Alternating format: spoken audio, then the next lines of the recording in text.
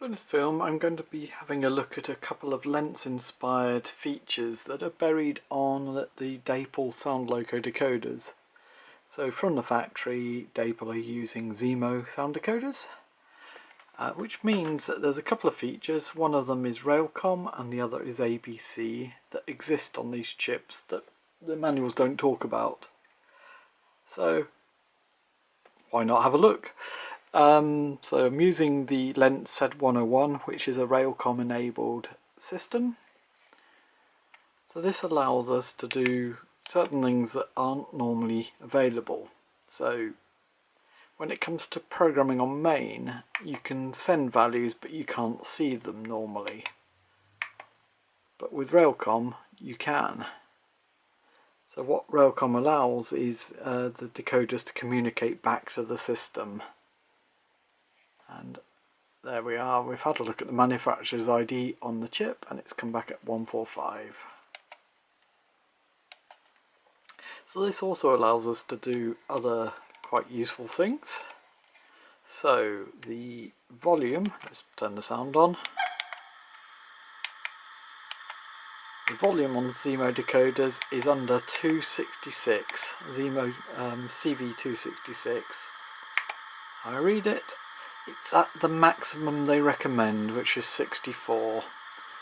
They do say in the Zimo manuals not to exceed that. You could damage the speakers, or you just get horrible distortion. We'll just leave it there. So what you can do is use the railcom system to change the volume.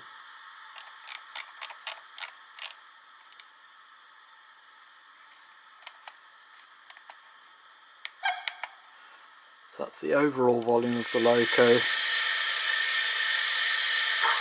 So without having to take it back and forth to the programming track, we can immediately see the effect of changing values without exceeding the maximum value that Zimo have mentioned in their manual. So CV266 is the volume, and we can start turning it up again.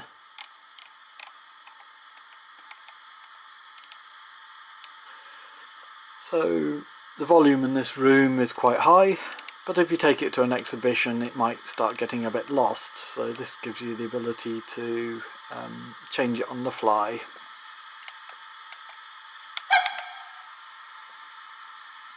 So that's the first advantage of having the railcom communication system. There are other features that we can set up, and let me just run it backwards and forth here. You can change all your speeds and accelerations and things while you're operating, but it's not set up too badly from the factory, so I'm going to leave that alone on this particular model. You'll see that I've jury rigged something there. I've marked out an insulated rail joiner, because what I've fitted here is a Lenz ABC module. This is a BM1 braking module, and what it does is it drops the voltage on one of the rails. So within an insulated section you can lower the voltage on one side of the rails, and you can tell the decoder to respond to that. It's called ABC braking.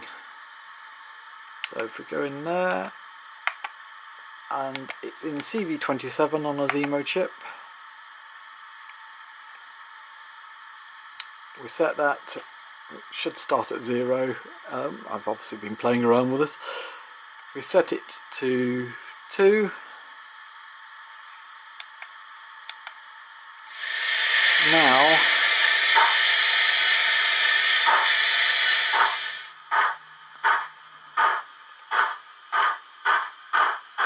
when we get into the braking section, the loco will automatically stop itself.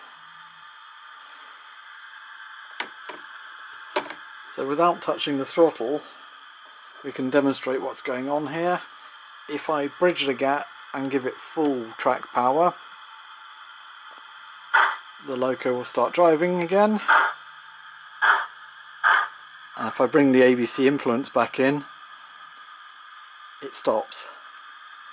So you can use the modules to control the signal stop area, or the area at the end of a layout, so to protect the buffers from things running into them. You can use switches to bypass the ABC module, and that same switch could control the signal, so as you change the signal, the braking section is turned off as well. The good thing with ABC braking is it's a directional thing, so we can reverse out of that section.